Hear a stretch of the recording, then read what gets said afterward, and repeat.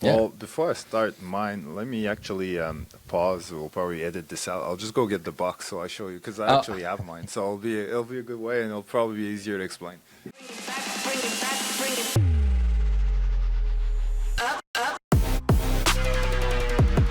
all right. Welcome to the latest episode of Game Day Glare. I'm Lance. I'm with E. This is the podcast for sports videographers. How you doing, E? Good, good. Yourself? Yeah, I'm good. Getting back in the swing of things. I got all caught up from our last episode where we talked about life and how busy it's been lately and that. So things are back on track. You and me together 2 weeks in a row. We're good. Things are good. So yeah, everything's going good over here. Still a little hectic, but I'm getting there. I'm getting there. Ah, all right. So what's the scouting report this week? Like I'm excited to learn. Well, actually, you should probably introduce the topic of the video first. Sorry, I'm Oh, jumping the gun. no, no, no. All right. So actually today, since we've been catching up on client work, today we're just going to talk about is what clients actually want. You know, they don't really care what kind of camera you have. They don't really care what kind of gear you have. So we want to talk about the things that they do care about. But before that, we'll talk about scouting report. So scouting report is a section where we talk about new gear or things that I'm caught excited our about eye. it because you're the one who tells me what's going what What's came coming out up? this week, the new stuff. So yeah, I'm getting into it. So this came out about 2 weeks ago. The Insta 360. Hang on, what's it actually called? The Insta 360 Mic Pro. So now this is pushing DJI mics. It's pushing other mics out there, but this one is kind of cool because the one feature it has that other ones don't. It actually has like a little LCD screen on the lapel, and you're like, okay, well, what does that really do? So one of the coolest things I saw is people change the color of it to match the shirt the guy is wearing. Ah, So you yeah, yeah. don't really notice it as much, but people also put people's faces on it. You can put your company logo on it. You can put anything you want on it. So if I'm working with a client and they have a really cool logo, I could put their logo on it, or I could match their shirt, or I could put my logo, or I could put simply Mic 1, Mic 2. So this is kind of cool, and I wonder if all these little lapels coming out now will start doing this with this LCD screen option. It's a parlor trick, I guess. Like it's nothing major. We're always going to be worried about what the audio actually sounds like, but I feel like that little detail can go a long way. Now, since this is a pro version, it's a 32-bit float. Hang on, I wrote some notes here. 32-bit float. It has a battery life of 30 hours. So, I mean, you could shoot. There's no way I'm recording an interview for 30 hours. But if you have back-to-back interviews, Exactly. days, and you forgot to charge your battery, well, you don't have to really worry. 30 hours, you're covered. And also, it has this feature where you could change the direction. So basically, on the circle, there are mics all around. So you could be omnidirectional. You could be on the front, back. You can use it as a shotgun mic on your camera. Also, it gives you a lot of possibilities. So I think this is a really cool mic kit. Unfortunately, I just upgraded mine, so I won't be getting it anytime soon. But I feel like if you're looking for a pro mic kit, I feel like this has a lot of great options and it checks a lot of boxes. And honestly, just that little LCD thing, like if I could put it black or I could put my logo or someone's face on that, I definitely think it adds a lot of value because nobody else is offering that. So that's what I got in the scouting report, the Insta 360 Pro mic kit. My scouting report is about something that is not that particularly new, which is becoming a thing with me on this podcast, where I just talk about old stuff because I don't. You're the reference when it comes to like new stuff, but I just bought this thing, which is basically an XLR adapter for. I'm showing the box because I'm actually using it for this. Yeah, so because I got an A7 V recently and I use XLR mics a lot, I figured might as well buy this thing because I kind of forgot that it existed because I never needed it. I had an FX3 and an FX30. But yeah, I got this thing, so now I can connect XLR microphones to my A7 V, which is kind of what I'm doing right now. I'm connecting this thing through an XLR cable through my A7 V, which I'm using to do this podcast. So it's very convenient for me because it allows me to use my best microphones. Because that's the thing. It's like, it's one of those things where once you get comfortable, like if you have access to higher quality, like I could use, like I still have like a couple of like Rode microphones that are cheaper and just like a normal 3.5 millimeter stereo jack thing, but it's just when you're used to like the proper XLR audio, it's hard to go back to that. But to be honest, like I use it sometimes, the other one, and I'm like, this actually sounds pretty good. But it has to be like in the right conditions though, where if you're in like more difficult conditions, like the XLR one will be better. But all that to say that I like to use my XLR microphones as much as I can. So having that on top of my camera allows me to, like, if I'm vlogging at an event or whatever the reason may be, if I want to put like an XLR microphone on my A7 IV, now I can. So to me, it was worth the money, and it also means that eventually I might not need my FX30 anymore because now I can use my A7 IV to do the podcast. I can use it to vlog. So if over the next few months my FX30 is just sitting in my drawer, not doing anything, I'll probably end up selling it. So that was my Wow. very personal scouting report. I don't know if I helped anyone with this, but I was just, talking about my life, basically. You know what? I really like that mic, and there's a lot of videographers I see at the Bell Center who use that microphone. Because what happens if you do have an FX3 or an FX30, you get used to that audio handle, and you get used to using XLR mics. So having that one that hooks up through a hot shoe, self-powered, it's a great tool, and especially for you, it solves a problem for you. So I think, and it's a lot easier to put that in your camera bag than the FX3 and FX30 handle, where Yeah, that one is exactly. much so. It's a Exactly. perfect tool. It's funny because when you told me you got something like that, I wasn't expecting it to be the Sony mic hot shoe thing. Because the way you explained it, I was like, oh, okay. I thought it was just a box with the XLR things. But I'm happy you went and got the box and showed me because I'm like, oh yeah, it's that. Okay, yeah, now I know. Yeah, and also if like there's if you want to use a monitor on top of your camera, there's like an XLR, not an XLR, a hot shoe sort of extension. It's like a cable that goes hot shoe, and then you could, so basically I could put the mic somewhere else and it would still be connected through the hot shoe, if that makes sense. Oh, It's like oh, that's it's like cool. an extension thing, so that way you can put it anywhere where you have a cold shoe on your camera or on your rig. Okay, so like on my A7 V, I have two hot shoe mounts, one on top, and then I have a cold shoe on the side. So I could use the cold shoe on the side for the shotgun mic, basically, like you normally Exactly, would. with that Okay. extension thing that comes with the thing. So so yeah, it's not like if you want to put a monitor on top of your camera, like, oh well, now I've got this thing, I can't put it anywhere. Yes, you still can. So it's great. Well, and I appreciate that you're walking us through the greatest hits list of Sony's old equipment in these last couple episodes. So thank you for sharing. You're starting with old lenses, you're starting with old technology. But the Yeah, thing that shows you guys is use what works with your workflow. You don't always need the yeah, to go to newest the latest thing and out there greatest. Yeah, exactly. because it's not always the latest and greatest. Use what works. And yes, we've upgraded cameras, we've upgraded things, but we've done it because it solves problems. If it doesn't solve a problem, there's no reason to upgrade. So I think that's a great problem solver, that microphone that you did get, and I'm happy that you showed it because I was, like I said, I was thinking of something else. Yeah, well, to me, like to your point, like I like the fact that I'd much rather buy something that's been out for a while, that's been tested, that there's a lot of reviews on, that I know exactly what I'm getting into, versus buying a brand new camera or a brand new accessory that, is promising a lot of things, but is it actually going to deliver? Like, who knows? So yeah, especially when you're spending thousands of dollars, like buying something that actually has, like approval from the consumers is it's comforting. Exactly, exactly. All right, so now in today's topic, what your clients are actually looking for. So I mentioned it before a bit, but like a lot of videographers think that you're getting hired for creativity or your gear or cool shots. And yes, all these things matter. But when most clients are actually want something more simpler than people think. So do you want to kind of throw out a list, or you want me to just kind of give a list of what I think and you can kind of go back and forth? We can go back and forth on Yeah, it a bit. let's do that. So I really feel like it's clarity. So clarity on what the project, what the deliverables are.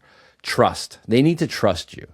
Because a lot of times, I don't know about you guys, but I ask for payment in advance, or at least half of it in advance if I'm coming to a shoot, because I need them to trust that I'm going to do there, but I need to trust them that they're going to pay me too, because that's the hardest part of being a videographer. Next up is speed.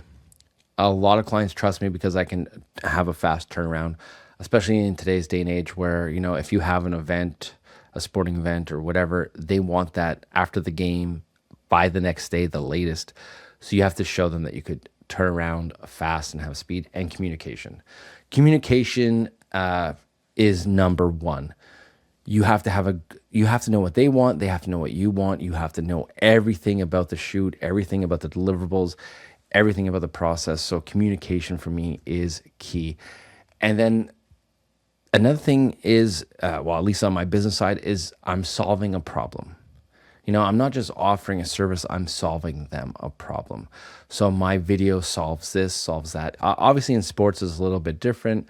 You're just showing highlights, you're showing content and all that, but you are solving a problem by helping promote their team.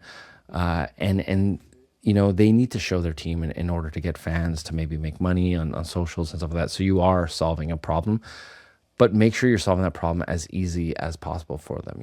You want it to be a pleasure. You want to be a pleasure to work with. You want them to think like, hey, I need this, I need that. I'm thinking of E, or I'm thinking of Lance, or I'm thinking of Johnny, or whoever. You want to be top of mind.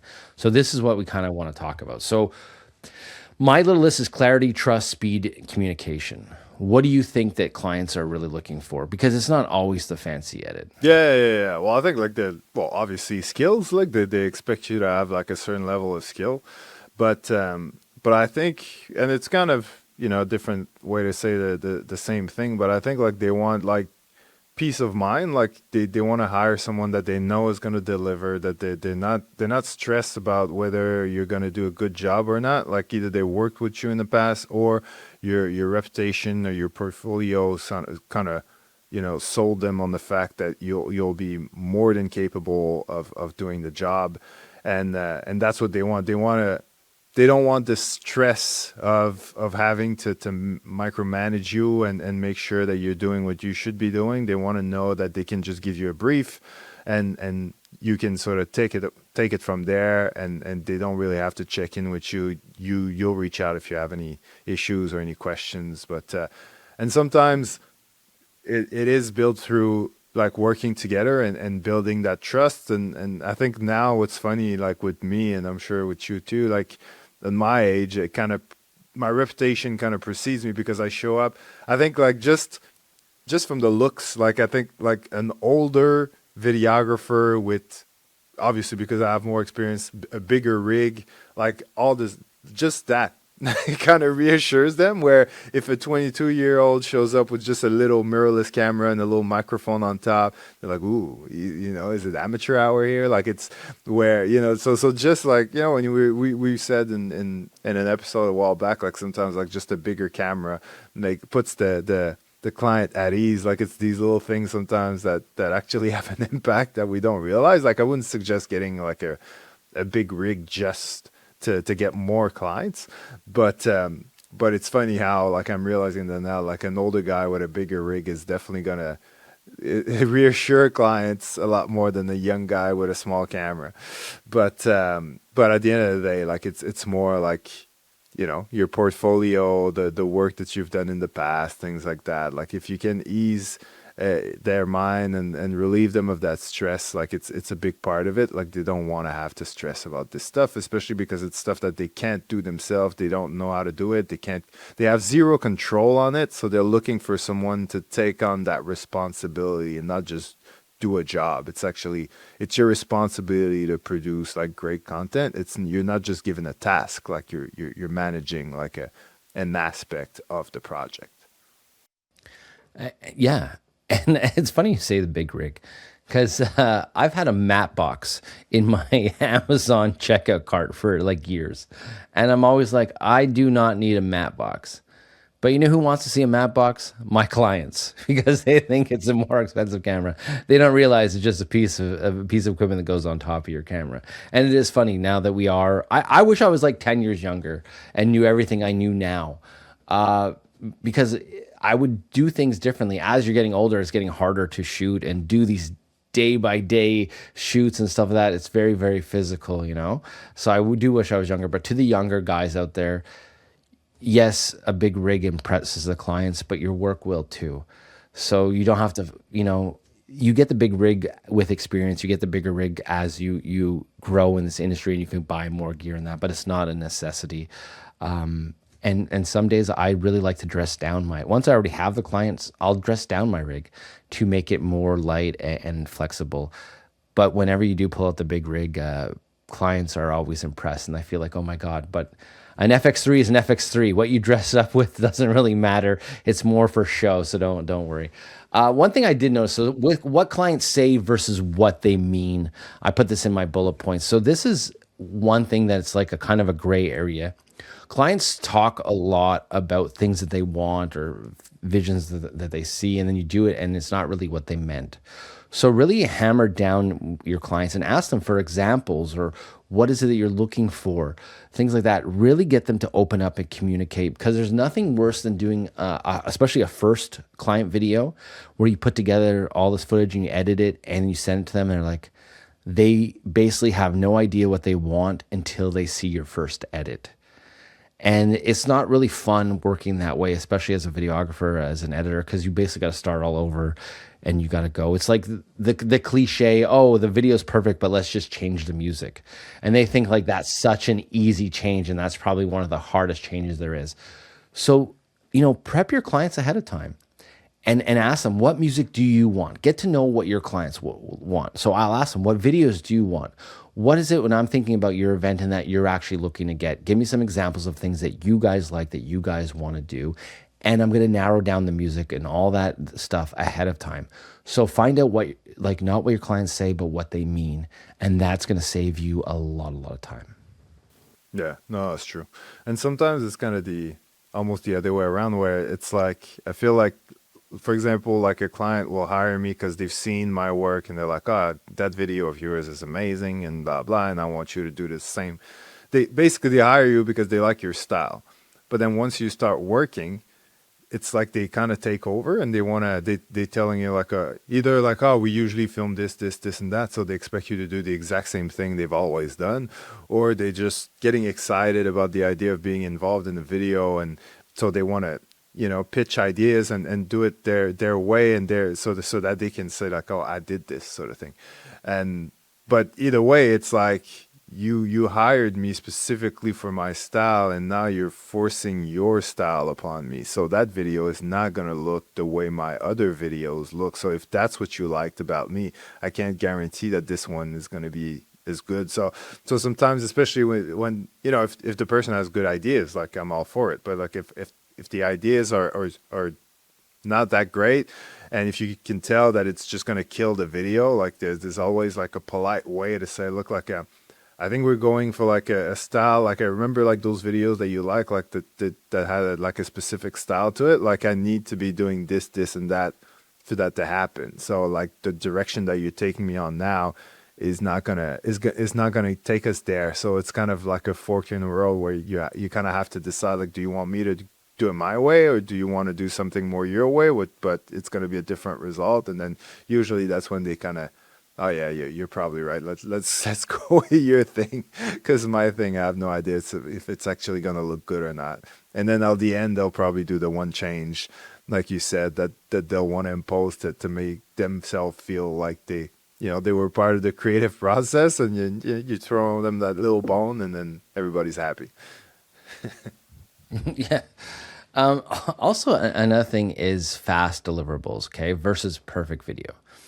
Obviously, with clients, you always want to try to get, do the video as best as you can, and you want to have a perfect video kind of. But depending on timelines and restrictions and how fast I need that, Fast deliverable is more important in my eyes than a perfect video. So you do the best you can in the time you're allotted. You still do your color corrections. You still make sure your audio is all good. All those little details, but you kind of gotta flag your shots and edit as you're filming to make that video deliverable fast.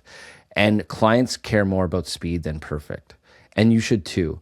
And you're going to be harder on your edit than your client will ever be, especially if there's a fast turnaround. So it's kind of hard at first to have do that for a fast turnaround, but to let go of certain shots. There's always those shots that you want to try and get in your video and try and stretch out your video, but you don't have enough time. Or there's effects that you want to do or something you want to try. Like if it's like, hey, we need this video after the game, don't worry about all that stuff. Grab your best shots, have your timeline ready, and just go. Don't worry about perfection. Just go work on speed.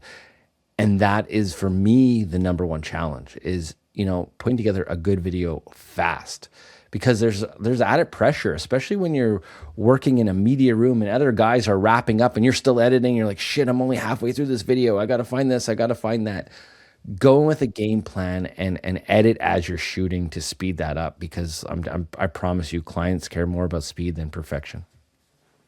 No, I agree. I agree. Like especially if you're doing like live events and you need to export content throughout the day and or right after. Like yeah, speed is definitely appreciated by clients. So it's a matter of preparing and having everything you need to be able to be as fast as possible. Like I think we talked in an earlier episodes. Like just for me, it's like having being able to upload through my phone and not having to whip out my laptop is a game changer in terms of speed, and also just yeah, being prepared, shooting to edit, all these different things separates you from other videographers. That if you took like an hour less or 30 minutes less to do an edit than the previous guy, the clients are definitely going to notice and appreciate it and keep you around. Could you walk us through? Because so I've never really had much opportunity to. I don't need to upload stuff to my phone while I'm during a game, and that. Could you just walk us through that, what it's like? Because you're using Frame.io and you're uploading the clips straight from the SD card into an Yeah. adapter in your phone. So maybe just walk us Yeah. through how you do that, and when you do that. What, like, timing wise too? How do you find time in the game? Like, okay, now's the time. I have a moment. I could do this. Well, so basically, because if there's like, for example, if I'm working for the PWHL, if there's a goal, they want to have access to it as soon as possible. Usually, it would be at the end of that period. But now being on my phone, especially if my cameras, well, actually, it doesn't matter. But um, I what I do is because I have two cards, so instead of doing like simultaneous recording, I'll just keep recording on one card and take out the second one at the next commercial break or something, like just give me a bit of buffer. But and then yeah, I'll take out the card. I've got my SD card reader. I've got an iPhone 17, so it's a USB connector, so I just connect it to my phone and I can go through the app, select the clip, upload it, and then it probably is going to take a few minutes because the internet's not that great and there's a lot of people in the venue, but I can just leave my phone be and keep filming, and yeah, that way that way it uploads while I'm working on the camera. I don't have to whip out my laptop. I don't have to either the choose between either filming or uploading. I can do both simultaneously. So yeah, it's very helpful. And I'm thinking like if I had like, because during the playoffs there was an editor, like a live editor that I was sending these clips raw like to, and she would put them like as a vertical kind of little edit. But I'm thinking like even if I had to do the edit, I would probably try to do it on my phone too. Like just connect the SD card, go to CapCut, do like a quick like vertical edit, export it to frame.io. Like that's probably how I would do it. I would need to, dust off the rust off my CapCut skills, but it's a much faster process than taking my SD card, like copy the clip across to my laptop and then editing in my laptop. And then editing on my laptop is one thing if the photographer room is like just a few feet away. But most of the time, especially in this scenario, like I have to take an elevator, it goes like it's a whole process to get to the photographer room. So do I want to edit in the crowd while there's all these people around me and there's beers and stuff, and or do I want to be like in the hallways, like next to the hot dog stand? Like it's just so if I can do it on my phone while I'm at my spot, like it's easier than, and that's what most people do anyway these days, edit on their phone. So I should be able to do it too. So it's kind of one of those things where I'm realizing now that if I adjust to the times and like anyone else, I'm able to do like a simple edit on my phone that actually brings a lot of value to what I'm doing when it comes to live events, because I can be much more effective. I can be much faster. Because the other thing with the laptop as well is with the internet, you're always in a situation with which one's faster. Is it the Wi-Fi or my phone? Because depending on what time and where you are in the venue, it depends. If I'm in the photographer room, the Wi-Fi is the best. But if I'm in the crowd, then the Wi-Fi is not that great, and then I have to sort of use my phone to feed internet to my laptop. So doing it all on my phone kind of makes that process, whatever the best internet is, my phone will pick it up. And so for all these reasons, like being when you're at a live event, as much as you can do from your phone in terms of like the stuff that you're sending to clients or sending to social media, the faster you'll be for sure. You know, I think that the big takeaway is shooting simultaneously on two cards is what really helps, because you can easily pull out that card, that second slot, and put it right in your phone and not worry and still be going. Where if you're not shooting simultaneously, you got to take out the top card, then you got to switch it to go to the second card, and then sometimes you get file name issues and stuff like that. So this way, you're not getting any of that. So I think that's a big takeaway. Is it's something that I wouldn't have thought of, but filming on simultaneously on both cards is an advantage in that aspect, that you could just easily pull out a card whenever you want and drop the clip. And that's really what they want. They want that clip as fast as possible, and not everyone's doing it. Because what happens if there's a goal in the first, especially the way the NHL playoffs have been, there's been so many goals in the first minute of the game, 2 minutes of the game, first shot of the game is a goal.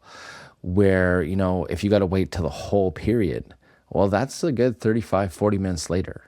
So if you can take out that card in that first commercial break and upload it on your phone, then they're happy. They're sharing it right away, and it has way more value. So that all comes from shooting simultaneously on both cards. Because if you're not doing Yeah. that, you don't have that option.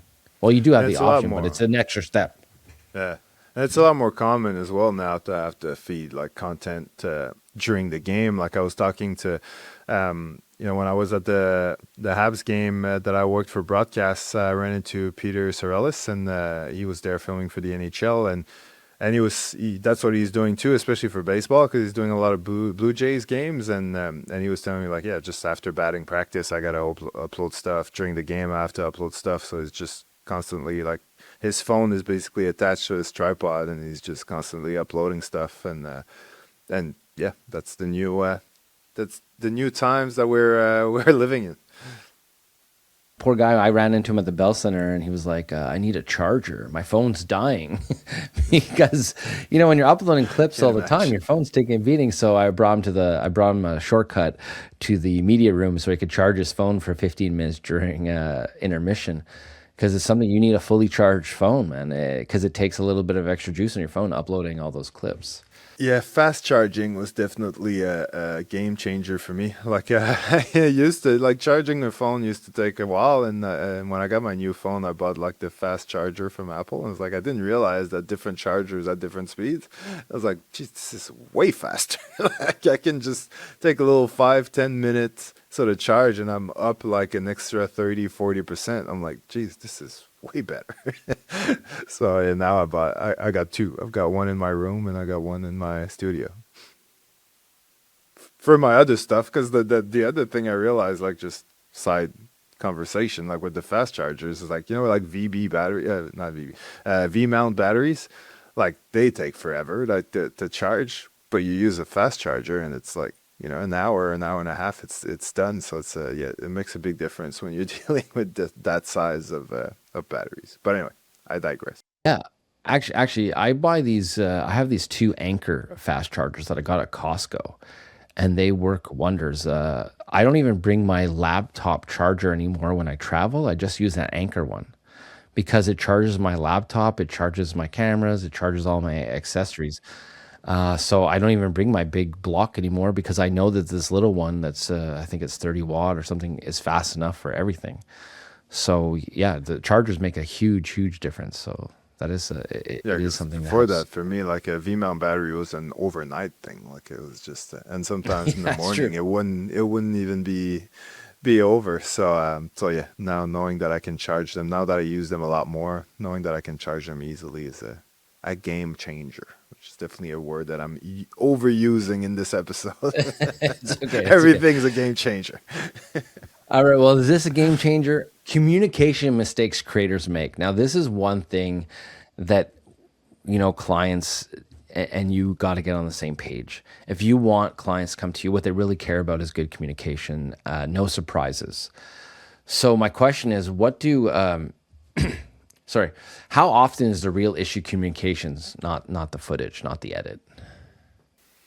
Well, it does happen, especially with new clients. I think that's for me. That's where it mostly happens, where it's a new client and they have a certain way of doing things, but they didn't necessarily communicate it well with you, and you have your way of doing things. So yeah, if you're for that reason, if you're missing if they're expecting some angles or they're expecting you to shoot certain things that you didn't think of, or like those things can happen. So yeah, it's definitely the brief before you start is very important. Asking questions if you're unsure about anything is very important, and keeping the communication easy. Having easy access. Like for example, if I'm going to be at an event, like at a sporting event, I'm thinking one time I was filming at not a Formula One, but like that type of racing. I can't remember. I think it was Indy or something like that, in Trois-Rivières. But and I'm all over the place, and so making sure I've got my contacts phone number so we can easily text if something happens or if she needs me to be somewhere at a specific time. Like just making sure we can easily communicate throughout the event if need be. So yeah, things like that. Ask better questions before the shoot, right? Mm. And like your F1 or IndyCar thing, you need to know, where can I go? What are you expecting? What are the deliverables? And you need to know, what are your goals? You're not just shooting video. What are the goals that you guys want to do with this? Is it just to, get stuff as fast as possible online? You want a full edit when you're done? Is it a full recap after the event? Do you need interviews? You need to know all these things ASAP, and that's why they're hiring you. Is what is the goal of having me on site? No, All exactly. right. So what's the next thing? What questions should shooters ask before the shoot? Like, what do you usually ask clients? Like, I ask them a bunch of stuff. Like, I'll ask them like, okay, what's the purpose of this? What do you guys want to get out of it? Do you have any examples of stuff you're looking for? You have my creative style is good, or is there a creative style you want me to mimic? I try and ask them as much as I can. What do you ask them? And I also ask them, are you guys comfortable with paying ahead of time? That way I don't have to chase. Yeah, that's true. That's a good one. There are times too where I'm like, things might be a little bit more work than you thought. I also, I'm upfront like with changes and stuff like that. Like if I'm doing a full recap the day after, well, I'll give them a revision. Stuff on the fly, like you got to trust me. You got to trust me, because if you need this as fast as you can, well, there's no re-edit. It's like I'm giving it to you, you're posting, and we go with what it is. But the payment part is always a tricky thing. When I first work with a client, I'll give them an option to pay half in front, half after. But my second time is like, hey, this is how much the price is going to be, and they usually pay up front. And if I go over or takes me longer, well, that's on me. I'm not really going to go back after clients for extra money. If they added stuff, so there's been in the past where clients are like, oh, we want to add this, and this now. I'll tell them like, hey, it wasn't in the original scope. So it's going to take extra time, and I'll come up with a fair price. I won't charge them like, say, a full day. I'll charge them like half a day or whatever, because I've already done the shoot. I've already been into the project. I already know the stuff. I'm not starting from scratch. So I will be able to turn that around a lot faster. But, getting the payment up front helps your client. Your client's more involved because they have skin in the game, and you're already happy. So you just want to deliver on what you have to do now, and you don't have to chase for payments. So that's something that's big in the communication part also. Yeah. Well, I think like obviously I asked the same questions that everything you mentioned, but I'm probably a bit less of a shark when it comes to the money side of things. But other than that, we're pretty much the same. But I was gonna add, access is a big question. If you've never filmed at that either that sport or that team or that level, that league, like what type of access do I like? Am I allowed to go on the field when you're during warm-ups, or after like post game? Can I go on can I go next to the team bench if there's like a timeout? Am I allowed to just sort of go over you guys and film and potentially like record some audio from what the coach is telling the players? Like, where am I allowed to go? Where am I not? Can I go to the locker room? Because sometimes you'll be surprised about the access. And also sometimes if you don't ask these questions, it's confusing because some videographers have a certain level of access and others don't. Like for example, like a team videographer will have access to the locker room, will have access to the field. If you're working for the league or you're just an outsider that's been given the opportunity to film, you probably won't have access to those things. So it's just knowing where the limit is so that first of all, you don't get in trouble. And second of all, if there is an opportunity to film like something like really up close and cool and different, then you definitely take it and not shy away from it because you're not sure if you're allowed or not. So talking about access and all the possibilities is definitely something that you should do ahead of time. Yeah, and having all that information just gives you more confidence. It makes you more comfortable during your shoot because you are focusing on so many other things. So you knowing where you can go and knowing your limitations, having that up front just makes your day easier. I wanted to bring something up though. You said I'm a shark on payments. Well, I'll tell you a story how I totally messed up one client project. Okay, and I'll be completely honest here. So I had a meeting with a client. I'm gonna say 6 months ago. Things happened. I pitched them 3 content packages. Things happened. They had some shifts in their internal employees and stuff like that. So the project kind of fell through the cracks. 6 months later, we resumed the project. They're ready to go. It's like, hey, we need to do this right away. You're going to come out. We're going to do X, Y, Z. We go through the whole layout and we finalize everything that we need to do, but we did not talk price because I'm assuming they remembered our last meeting with the content pillars and we never went back on it. We just went what they went. So before I go to the shoot, I send the bill, I send everything. We're going to get X, Y, Z. And now we are completely off. They have packaged this price as my base price package. Now I have, but what they want is actually my maximum package. So we're off by quite a bit. So we have to have this awkward conversation where they're freaking out because I just gave them an expensive bill and they're like, wow, this isn't it. We're over. So then I have to go through everything again. I had pulled, thank God I have all AI notes and stuff like that. I pull up the notes from our first meeting. I send it over. I go, here's our first meeting. Please review. We meet again, and then I say to them, I apologize. I'm like, listen, sorry, guys. I thought we were on the same page. I should have brought up price again. I should have gone over everything again. That's 100% on me. I said, but you guys, when we had that meeting, you just heard the first price, and you said, that's what our budget is. I said, so we have options here. Either I'll be nice, we'll meet in the middle, and we'll figure out what works for us. Or if you want that, then I got to cut this, cut this, cut this. And I started basically showing them all the things that I have to take out of their package. And they were like, oh. So we finally met in the middle and we had that awkward conversation and everything worked out in the end.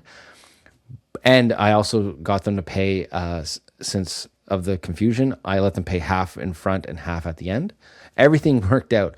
But it was such an awkward conversation to have. Like, I'm thinking, oh, okay, we're good.